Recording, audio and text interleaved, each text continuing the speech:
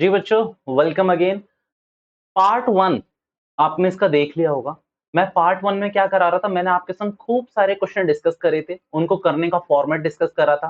करने के फॉर्मेट के साथ साथ मैंने आपके संग मार्किंग स्कीम भी डिस्कस कर ली थी पार्ट वन में।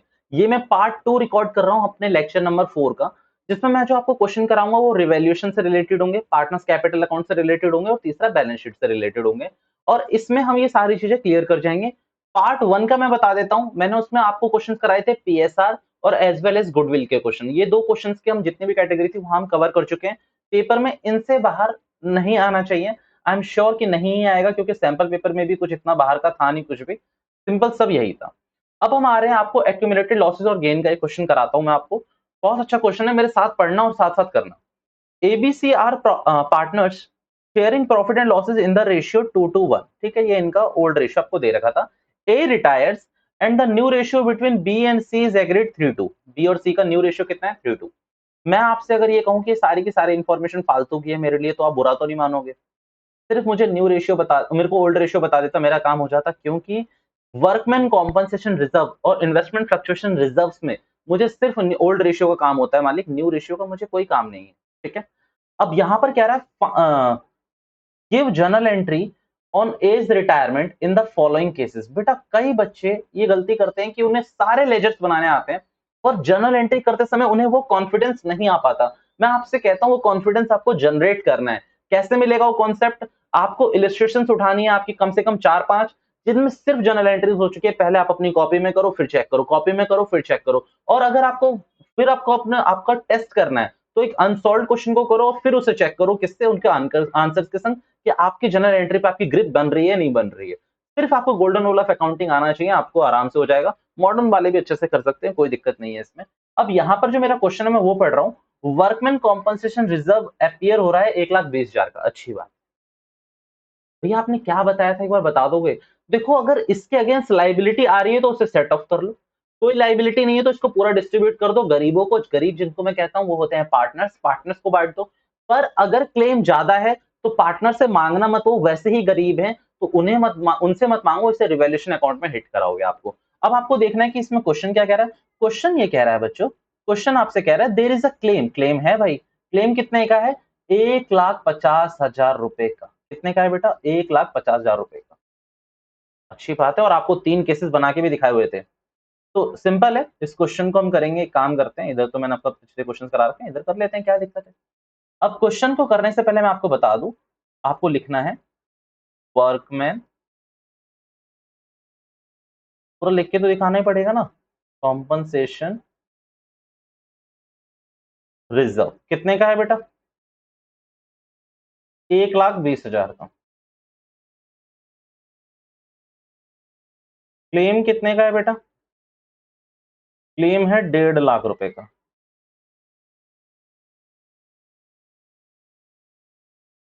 30,000 लिखोगे आप। Settled true. भैया पूरा ऐसे करेंगे मार्क्स मिलेंगे क्या? मैंने कहा पूरा मिलेंगे बच्चों, क्यों चिंता लेते हो तुम लोग? अभी तो आप सिर्फ उसको बता रहे हो कि आप करने क्या वाले हो, ये वर्किंग नोट है आपका। ये तो आप कर सकते हो, कोई दिक्कत नहीं है। सेटल थ्रू रिवैल्यूएशन अकाउंट आप सेटल करोगे। अब आप इसकी एक प्यारी सी जर्नल एंट्री डालोगे, और वो जर्नल एंट्री क्या होगी वो मैं आपको बता देता हूँ।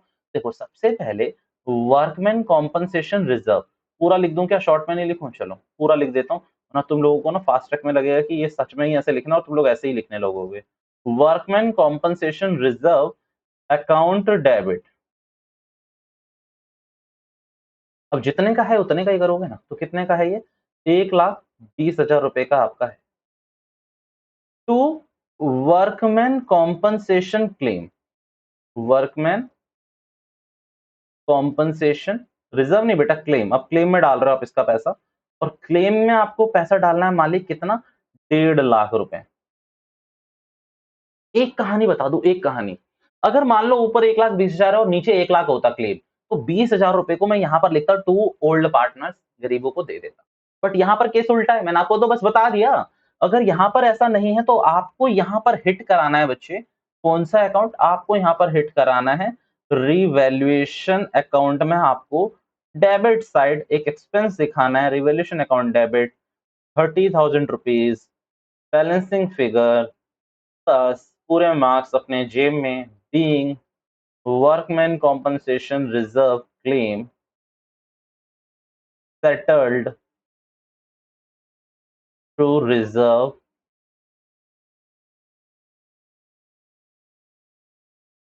And revaluation. बस इतना बहुत है, नरेशन इतनी लिख दी बहुत है। Through reserve and revaluation accounts आप सेटल कर रहे हो, ये आपका पूरा का पूरा आंसर बनना चाहिए था मालिक। 3 नंबर के लिए या 2 नंबर के लिए आपको इतना आंसर लिखना वाजिब है, लिखना चाहिए आपको। ठीक है, एक बार इस पूरे आंसर को देख लो कि मैंने किस तरीके से लिखा, आपको उसी तरीके से कॉपी करना है। Answer to question number 29, question number 29 इधर दिख नहीं रहा होगा, इधर देख लो। ठीक है, ये पूरा का पूरा आंसर था। अब मैं आ रहा हूँ आईएफआर में, और आईएफआर में इन्वेस्टमेंट फ्लक्चुएशन रिजर्व में मुझे आपको एक करेक्शन भी करानी है, क्योंकि जो मैंने वो जो एक डायग्राम बनाया था ना लेक्चर 1 या 2 में, यार उसमें मैंने एक गलती करी। उसमें ना मैंने आपको एएस 13 का रेफरेंस दे दिया पूरा का पूरा, पूरे में नहीं दिया। बैलेंस शीट की जो वैल्यू लिखवानी थी ना, वो मैंने एएस 13 का दे दिया। ऑल्दो अगर आप उसका डिस्क्लेमर पढ़ोगे ना, तो मैंने वहां तो रेक्टिफाई कर दिया है, बट आज मैं ना उसकी एक शॉर्ट वीडियो बना के अलग से भी डालने वाला हूँ, ताकि बच्चे कंफ्यूज ना हो। एएस 13 अभी एप्लीकेबल नहीं है, एएस 13 फॉर इन्वेस्टमेंट होता है। अकाउंटिंग स्टैंडर्ड 13 इन्वेस्टमेंट पे लगता है। मैंने ट्रीटमेंट कुछ उस तरीके से कर दी है, बट बेटा force very sorry for that, but आपको उस तरीके से ट्रीटमेंट नहीं करनी है, आपको दिखानी है कॉस्ट और NRB which ever is lower. मैं उसको करेक्ट करा दूंगा अभी, टेंशन मत लो, मैं करवा दूंगा, उसकी एक दूसरी वीडियो बना दूंगा 2-3 मिनट की, ज्यादा लंबी नहीं बनेगी। उसमें मैं सेम बात रिपीट कर दूंगा। दिक्कत ये थी कि मैंने ये पता वहां पर आपको ना ये ले लिया है कैश रिजर्व, इसको माना है मैंने कैश रिजर्व, और वैल्यू अगर 85,000 की है और 1 लाख की मार्केट वैल्यू, तो मैंने आपसे बोला था उस कॉन्सेप्ट में कि आपको 1 लाख की ही शो करनी है। बट इन रियलिटी आपको पार्टनरशिप अकाउंट्स में, पार्टनरशिप अकाउंटिंग में आपको 85,000 की ही शो करनी है बैलेंस शीट के अंदर। बाकी सारे ट्रीटमेंट सेम रहेंगे, सिर्फ बैलेंस शीट की वैल्यू मैंने उसमें गड़बड़ करी है। ठीक है, गड़बड़ नहीं है, एस 13 में आप उसके अमेंडमेंट्स पढ़ोगे, बट अभी के लिए आपको उतना नहीं मानना। आप इसको मैं क्वेश्चन करा रहा हूँ, ये वाला करा रहा हूँ, ये देख लो क्या लिखा हुआ है इसमें। आपको लिख के दिया हुआ है कि इन्वेस्टमेंट फ्लक्चुएशन रिजर्व अपीयर्स कितने का हो रहा है, 40,000 रुपीज का। अच्छी बात है। वैन इन्वेस्टमेंट मार्केट वैल्यू कितनी है, इन्वेस्टमेंट की मार्केट वैल्यू है 1 लाख रुपए, और इन्वेस्टमेंट अपीयर कितने में हो रही है, 85,000 रुपए में। तो फॉल है यहाँ पर 15,000 रुपए का। अब उस फॉल को आपको शो करना है। अब उस फॉल को शो करने के लिए आप अपना आंसर लिखोगे बच्चों। आंसर टू क्वेश्चन नंबर 28 जो भी था, कोई बात नहीं, आपको लिखना है इन्वेस्टमेंट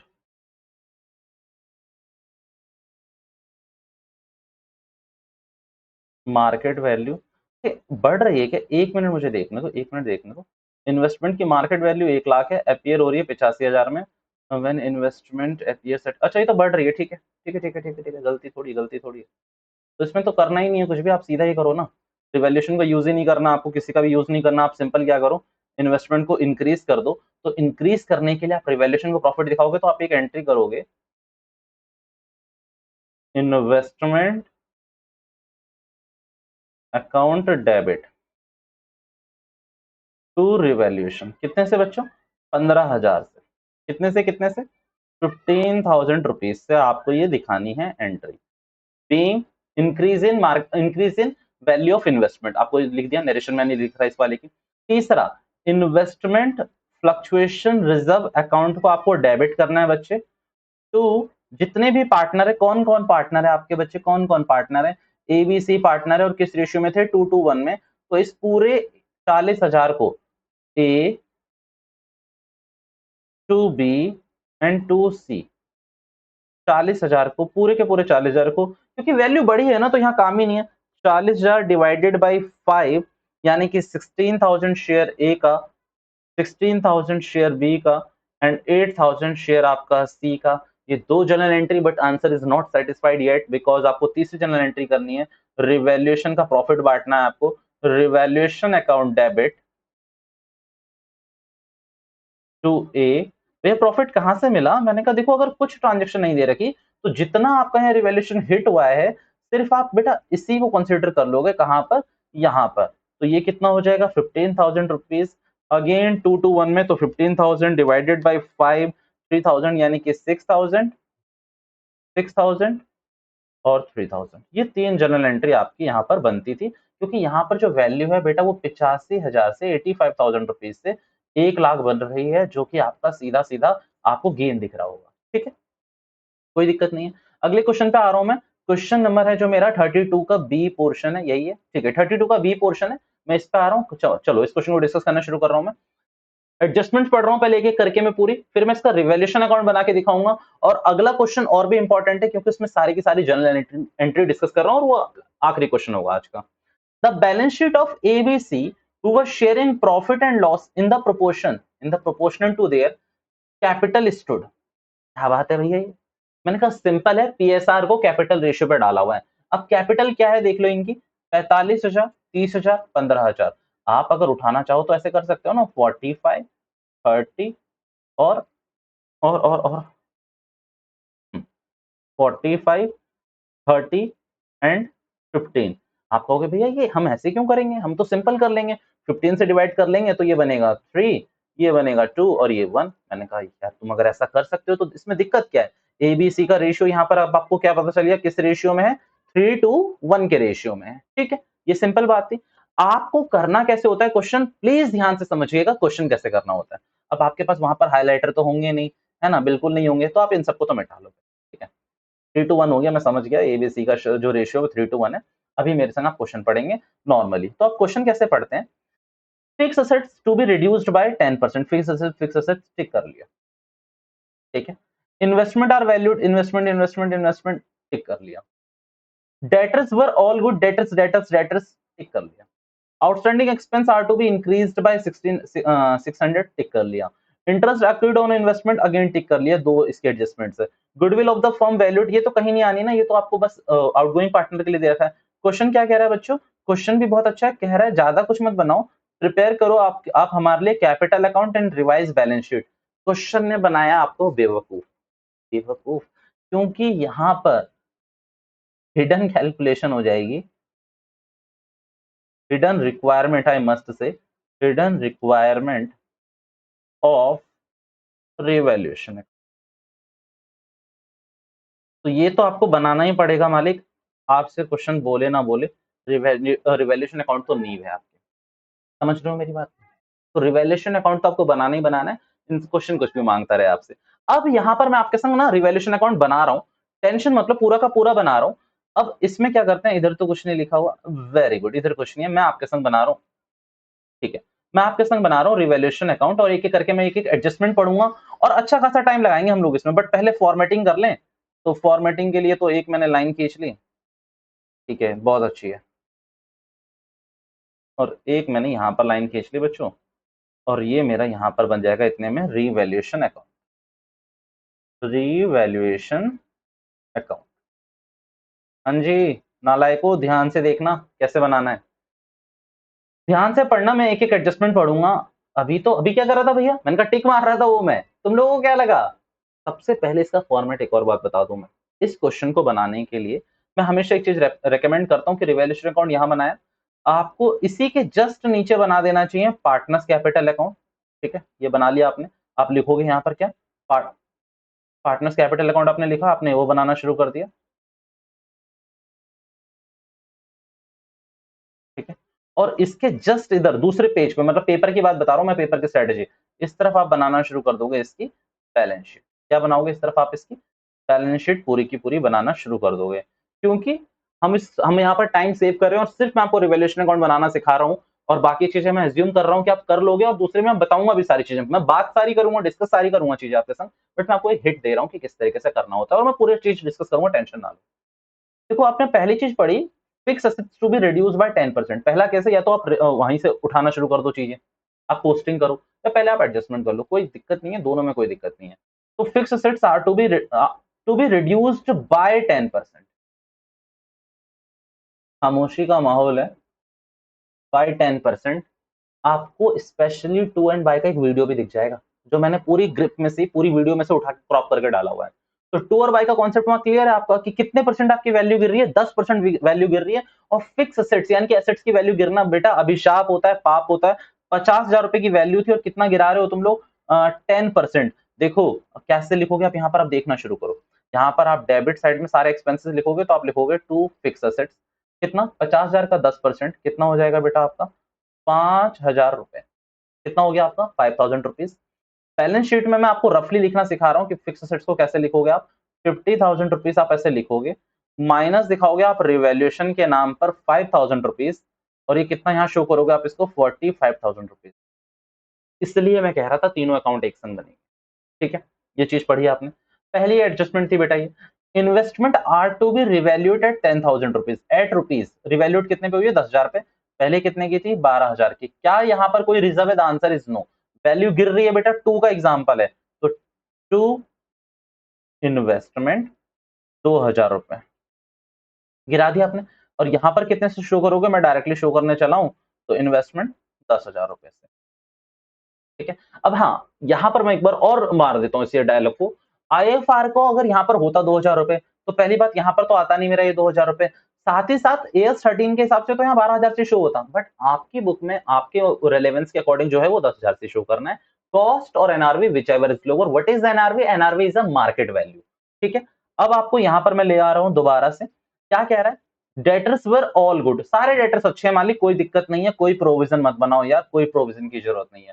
तो अगर सारे डेटर्स अच्छे हैं, तो बाय प्रोविजन, प्रोविजन की अब जरूरत नहीं है, यानी कि हमारी करंट असेट्स है, डेटर करंट असेट्स है, वो बढ़ रही है कितने रुपए से, 1,000 रुपए से। ठीक है, ये आपकी एडजस्टमेंट नंबर 3 थी। Outstanding expense to be increase by 600 to by rupees 600, 600 रुपए से बढ़ रहे हैं, एग्जैक्ट चेंज है, एग्जैक्ट चेंज मैंने पहले ही बताया था। तो टू एक्सपेंस लिख देता हूं मैं कितने रुपए के, 600 रुपए के। पहले कितने के थे बेटा, ये पहले थे हमारे 2,000 रुपए के। अब यहाँ पर आप देखो, आपको लिख देना चाहिए कि भाई आउटस्टैंडिंग एक्सपेंस कितने के हो गए हमारे, 2,600 रुपए के, 2,000 रुपए के एग्जिस्टिंग और 600 रुपए के न्यू। बस ऐसे ही करना होता है आपको। आप खाबम खाम घबराते रहते हो कि किस तरीके से करना चाहिए, कैसे हमारी बैलेंस शीट मैच नहीं होती, नहीं होती। क्यों नहीं होती ये सोचो, होगी ना इस तरीके से, साथ साथ करते चलो। Interest accrued on investment 1,800 rupees, 1,800 rupees investment पे हमारा इंटरेस्ट था कितना, 1,800 रुपए। तो बेटा ये हमारा इंटरेस्ट इनकम आ गई कितनी रुपए की, 1,800 रुपए की। और साथ ही साथ आप इसको यहां दिखा दोगे, एक्रूड इंटरेस्ट, मीन्स कमा लिया है, अभी मिला नहीं है, 1,800 रुपए, खत्म कहानी, इनकम है ना आपकी। इसके बाद क्वेश्चन कह रहा है आपसे, गुडविल की तो बात अलग ही करूंगा मैं, गुडविल का यहाँ कोई लेना देना नहीं है, कोई भी ट्रांजेक्शन बची नहीं है। आप इस साइड टोटल करोगे तो ये साइड मिल रही है आपको 7,600, और 7,600 से अगर आप 2,800 माइनस करोगे, तो बेटा आपका इस साइड आ रहा है लॉस ऑफ रिवैल्यूएशन, लॉस आ रहा है वो भी 4,800 रुपीज का। और 4,800 को आप बांटोगे ए बी और सी में, शायद यही तीन पार्टनर है मेरे ख्याल से, ए बी सी, और इन द रेशियो 3:1, 3:1। तो 4,800 को मैं कह रहा हूँ 6 से डिवाइड करोगे, 4,800 डिवाइडेड बाय 6, तो 800 आ रहा है, यानी कि इसका शेयर 2,400 रुपए, इसका 1,600 रुपए, और इसका 800 रुपए। तो 24 और 24 48 हो गया आपका, ये आपका रिवैल्यूएशन। एक बार अगर मैं आपको फिर से बताऊं, तो revaluation account, partners capital account और बैलेंस शीट आपको तीनों साथ बनानी है। This is up to you कि आपको बैलेंस शीट से शुरू करनी है या एडजस्टमेंट से शुरू करनी है।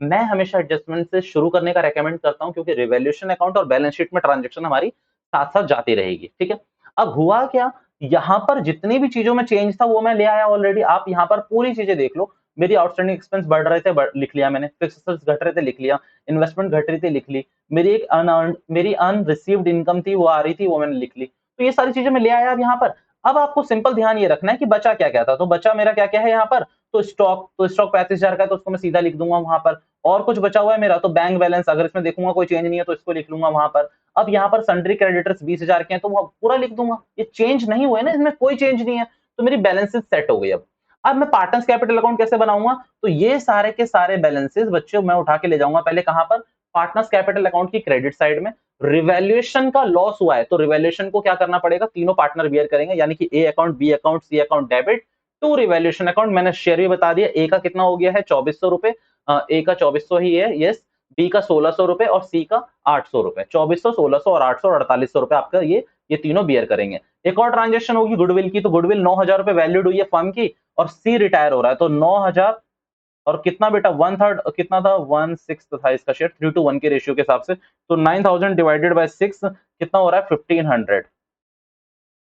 और क्योंकि क्योंकि इस क्वेश्चन में कोई चेंज नहीं है, तो आपको ये जो ए और बी है, ये किस रेशियो में पे करेंगे, 3:2 के रेशियो में। यानी कि इस गुडविल को बियर करेगा, ए 1,000 रुपए देगा आपको सी को, और बी आपको 500 रुपए देगा। सिंपल ये क्वेश्चन था आपका, ये आपने पार्टनर्स कैपिटल अकाउंट में कर लिया। पार्टनर्स कैपिटल अकाउंट का जो भी बैलेंस है वो उठा के बैलेंस शीट में जाएगा, बैलेंस शीट का एसेट साइड और लाइबिलिटी साइड टोटल करोगे, आपका आंसर मैच। ये छोटी सी ट्रांजेक्शन थी, इतनी इतनी ट्रांजेक्शन आती है। मैं ना अभी प्रोविजन पे अच्छा क्वेश्चन करने वाला हूं, और साथ साथ वो जनरल एंट्री का भी क्वेश्चन है। क्वेश्चन जी आ गया है आपके सामने, क्वेश्चन नंबर 35। टिक करो इसको इंपॉर्टेंट, क्योंकि जनरल एंट्री का बहुत अच्छा क्वेश्चन है। मेरे से यहाँ पर कोई जनरल एंट्री छूट भी सकती है, बट मोस्ट जितनी भी इंपॉर्टेंट जनरल एंट्री वो मैं सारी कराऊंगा आपको। Question number 35, Sameer Yasmin and Saloni, इनका क्वेश्चन है ये। तो पढ़ना शुरू कर रहा हूं। पहले तो मैं, समीर यास्मीन एंड सलोनी शेयर कर रहे थे 433 में, 10th हो गया, 433 में अपना रेशियो शेयर कर रहे थे। Their balance sheet was as follows, last ही क्वेश्चन है, क्योंकि इसके बाद का जो क्वेश्चन है ना, वो वो वो वो एडजस्टमेंट्स के लिए लाया था मैं आपके लिए, बाकी वो इररिलेवेंट क्वेश्चन है आपके सिलेबस के हिसाब से। ठीक है, पहले इस क्वेश्चन को तो देख लो।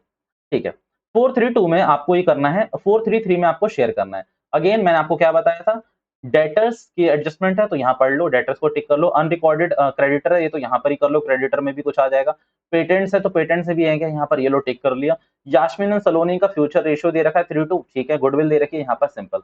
आपको जो मैं चीज कराने के लिए लाया था ना, will 5% depreciation will be charge on stock, will be charge on stock machinery and building, building machinery भी है क्या, मशीनरी बिल्डिंग और स्टॉक। कभी भी याद रखना, स्टॉक पे डेप्रिसिएशन नहीं लगता, बट ठीक है। यहाँ पर एनआरवी कम हो रही होगी तो इसीलिए कॉस्ट और NRV which ever is lower पे रिकॉर्ड करने के लिए आपको कंफ्यूज करा गया, क्योंकि आप मेरे संग ये क्वेश्चन वो कर सकते हो कॉन्फ्लिक्ट, कि भैया हमने 11th में अपने टीचरों से पढ़ा है कि फिक्स असेट्स पे सिर्फ आपका क्या लगता है, डेप्रिसिएशन लगता है, यहाँ तो करंट असेट्स पे लगा रहे हो। तो as I told you, AS2 यानी कि इन्वेंट्रीज क्या कहता है कि कॉस्ट और एनआरवी जो भी कम है उस पर रिकॉर्ड करना है। तो एनआरवी या फिर कम हो गई होगी ना, ये आपकी कॉस्ट होगी। यहाँ पर मान लो ये कॉस्ट है 1 लाख रुपए, बट मार्केट में बेचने जा रहे हो तो कोविड की वजह से उसके प्राइस गिरे हुए हैं 5% के हिसाब से, तो 1 लाख का 95%, 95,000 रुपीज आपको शो करना है, कर देना, सिंपल कहानी। कंफ्लिक्ट मत करना बेटा, इसमें क्वेश्चन है नॉर्मल, क्वेश्चन से कंफ्लिक्ट करके अपने को कुछ नहीं मिलना, ठीक है। अजम्पशन और लिख के आना, क्वेश्चन को एग्जामिनर को इंप्रेस करने के लिए लिखना, hence we are assuming in the stock, कि स्टॉक को हम कॉस्ट और एनआरवी विचएवर इज लोअर पे रिकॉर्ड कर रहे हैं। हालांकि नहीं भी लिखोगे तो चलेगा, मैं एक्स्ट्रा एक्स्ट्रा एक्स्ट्रा की बात कर रहा था कि अगर एक्स्ट्रा मार्क्स चाहिए, 40 में से भी तुम्हें 70 मार्क्स चाहिए, तो उसके लिए था ये वाला। बट अभी के लिए छोड़ो, एडजस्टमेंट्स पढ़ा रहा हूँ। एक करेक्शन करेंगे इस क्वेश्चन में आप लोग, जो मैंने इसमें कंसिडर करी, ये 24,000 को काट दो। दोनों काटोगे तो बाद में दिखेगा तब तो, इस 24,000 को काटो यहाँ से। ये क्यों, मैंने कहा यहाँ लिखो आप लोग 4,000 रुपीज। कितना लिखोगे, 4,000 रुपीज, क्योंकि जो इसका आंसर है वो 4,000 रुपीज के हिसाब से दे रखा है, ठीक है।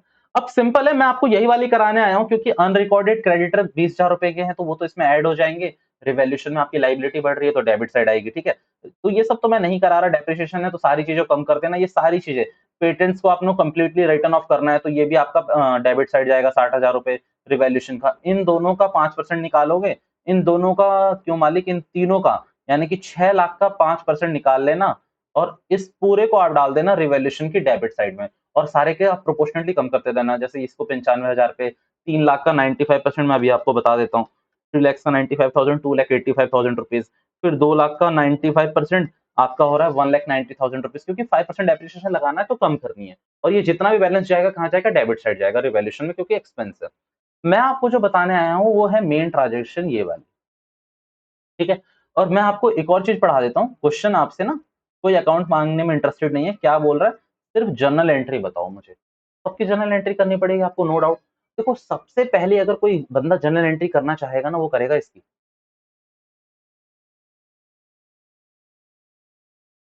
General reserve.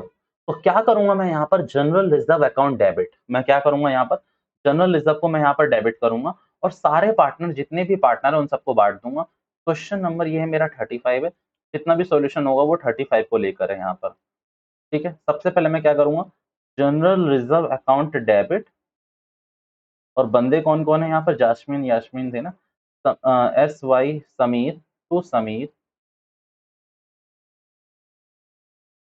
To Yasmin, to Saloni, यही थे। रेशियो भी दे रखा था आपको कितना, 433 का रेशियो, यानी कि 60,000 को मेरे को बांटना है, 10 से डिवाइड करा मैंने, 433 to 10, ठीक है। तो 60,000 रुपीज 424 हो गया बेटा, और ये दोनों हो जाएंगे 18 और 18।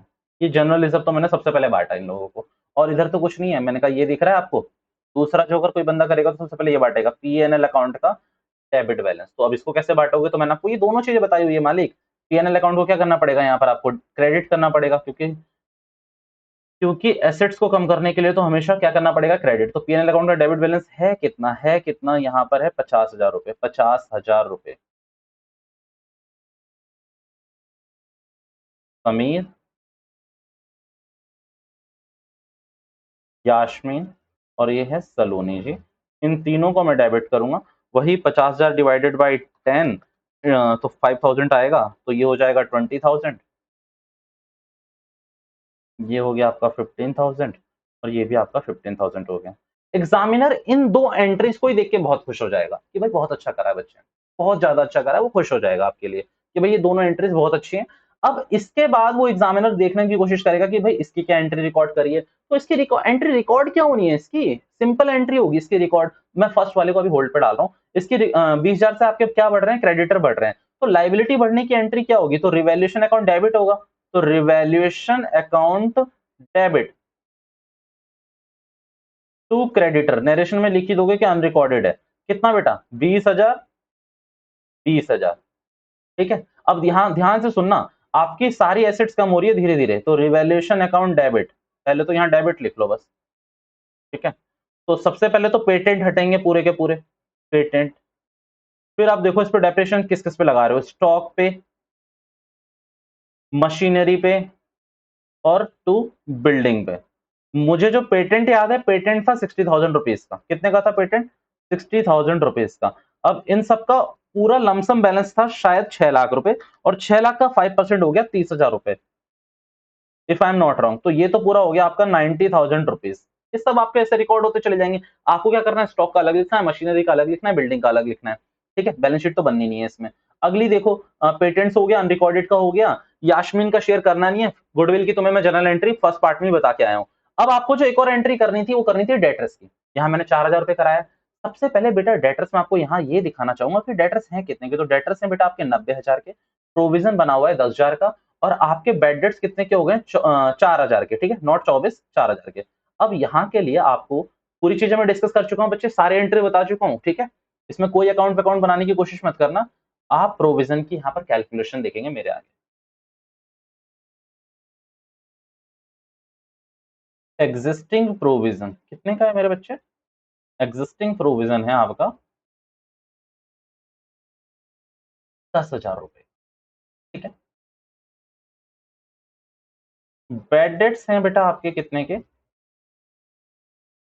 4,000 रुपए के। बेड डेट्स हो गए ना 4,000 रुपए के। ठीक है, बेड डेट्स हो गए 4,000 रुपए के, आपने यहीं से सेटल कर लिए।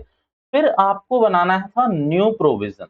अब न्यू प्रोविजन मालिक कितने का बनाओगे, तो देखो ध्यान से सुनना, 90,000 रुपए के आपके डेटर थे, जिसमें से 4,000 रुपए के आपके बेड डेट हो गए। क्या हो गए, 4,000 रुपए के बेड डेट। अब चलो इस वाले को ना मैं एक काम करता हूं, तो मैं इस तरीके से नहीं समझाता। 4,000 रुपए के, सॉरी फॉर द साउंड, 4,000 रुपए के आपके क्या हो गए, बेड डेट। अब इनका आपको कितना बनाना है, 5%, यानी कि 86,000 का 5% बनाओगे तो कितना हो रहा है, 4,300 हो रहा है मालिक। यानी कि आपको 5700 रुपए का फायदा हो रहा है यहाँ पर।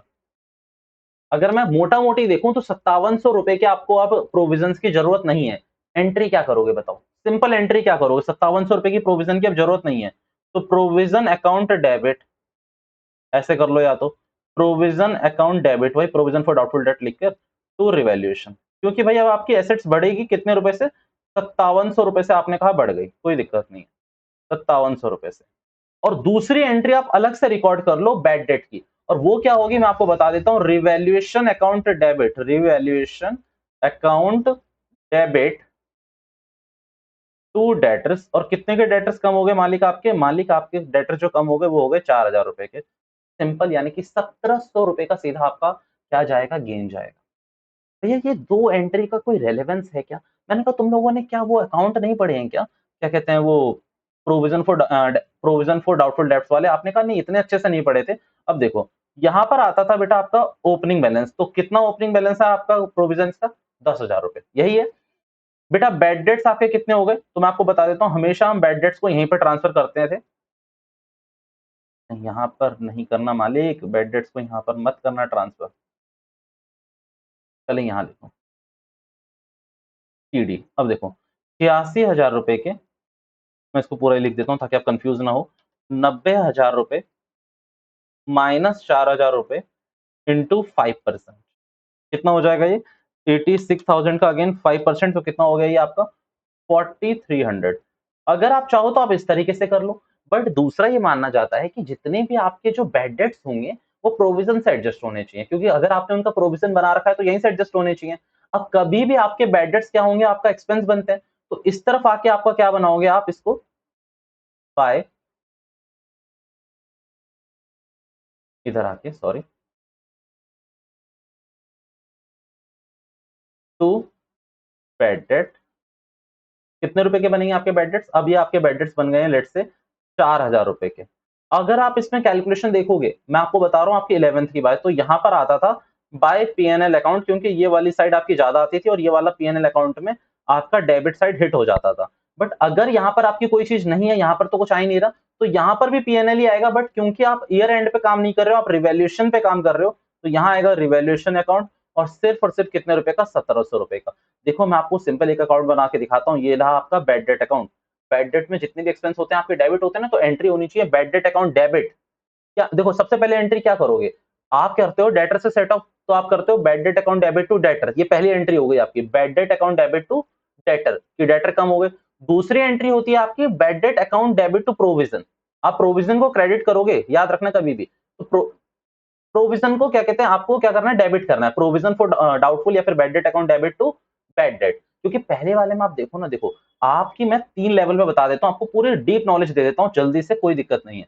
देखो, आप बैड डेट की पहली एंट्री रिकॉर्ड करते हो हमेशा डेटर से, तो क्या एंट्री करोगे आप? Bad debt account debit to debtor, ये पहली एंट्री है, ठीक है। दूसरी एंट्री होती है आप बैड डेट को ट्रांसफर करते हो, तो आप बैड डेट को ट्रांसफर करोगे प्रोविजन फॉर डाउटफुल या फिर बैड डेट अकाउंट में to bad debt, bad debt account खत्म। तीसरी आप करते हो, आप इस प्रोविजन को डालते थे कहां? पीएनएल में, तो PNL account debit to provision for bad debt, ठीक है। ये हमारा 11th का पोर्शन है, प्रोविजन फॉर डाउटफुल डेट या फिर बैड डेट को सॉल्व करने का। अब सिंपल है, यहां पर जो दो अकाउंट आपने बनाए हैं वो आपको हिडन है, आपको उसमें कोई इतना सॉल्व नहीं करना। तो आपका पहला कितने का था ओपनिंग? 10,000 का, क्लोजिंग 4,300 रुपए का होना चाहिए। बैड डेट भी आप ही में हिट होंगे। अब होता क्या था, क्लास 11th में हमने केसेस देखे थे कि ये पोर्शन हमेशा ज्यादा आता था, तो यहाँ पीएनएल अकाउंट में डेबिट साइड हिट हो जाता था। बट यहाँ पर पीएनएल तो आ ही नहीं सकता, क्योंकि यहाँ पर पहली बार तो बैलेंसिंग फिगर इस तरफ आ रही है, तो आएगा तो पीएनएल भी इधर ही। बट यहाँ पर आप पीएनएल यूज इसीलिए नहीं करोगे बिकॉज पीएनएल एक एंड पीरियड पे बनाया जाता है फाइनेंशियल स्टेटमेंट के टाइम पे। आप क्या कर रहे हो? रिवैल्यूएशन कर रहे हो, तो रिवैल्यूएशन का यूज करो। तो 1,700 रुपए का आपको रिवैल्यूएशन का यहाँ पर गेन दिखाना है। आप भले ही ये वाला केस अपना लो मालिक, या ऊपर वाला अपना लो। और आपके डीके गोयल के सॉल्यूशन में मैंने देखा कि थोड़ा सा अटपटा दे रखा था, अटपटा मीन्स की कॉम्प्लेक्स करके इन दोनों एंट्री को उन्होंने मर्ज करा हुआ था। एंट्री करी हुई थी प्रोविजन अकाउंट डेबिट 5700 रुपए से, टू रिवैल्यूएशन उन्होंने डाला हुआ था कितना? 1,700 रुपए, और टू क्या कहते हैं डेटर्स करा हुआ था 4,000 रुपए। वो भी ट्रांजेक्शन सही है, वो इन दोनों को मर्ज कर रखा था, ठीक है। आपको सिंपल मैंने करके बता दिया प्रोविजन का भी। दिस इज ऑल जो मुझे करानी थी, इसकी जनरल एंट्री तक मैंने पूरी की पूरी डिस्कस कर ली। नीचे के क्वेश्चन में अभी इसीलिए नहीं करा रहा हूँ बिकॉज ना मुझे क्लैरिफिकेशन देखनी है कि जो आपके कैपिटल एडजस्टमेंट के क्वेश्चंस है वो आ रहे हैं या नहीं आ रहे, क्योंकि मेरे हिसाब से 95% नहीं आ सकते, क्योंकि वो काफी लेंथी लॉजिक है और 5 नंबर में ऐसा पूछना वाजिब नहीं है कि 5 नंबर में आपसे ये सब चीजें पूछे। तो पार्ट 2 को भी मैं यही एंड करता हूँ। जितने भी क्वेश्चंस मैंने कराए हैं वो मस्ट डू क्वेश्चंस, आपको जरूर घर पे ट्राई करने चाहिए। मेरे लेक्चर्स में से जो भी आपने करा है उन सबको जरूर आपको खुद से करके देखने चाहिए कि किस किस तरीके से होंगे। सबसे ज्यादा इंपॉर्टेंस देना जर्नल एंट्री के क्वेश्चन को, सबसे ज्यादा इंपॉर्टेंस देना जर्नल एंट्री के क्वेश्चन को, ठीक है। This is all for now, मैं यहीं पर इस सेशन को एंड कर रहा हूं। Thank you so much for your time. Bye bye all of you, bye bye, bye बच्चों।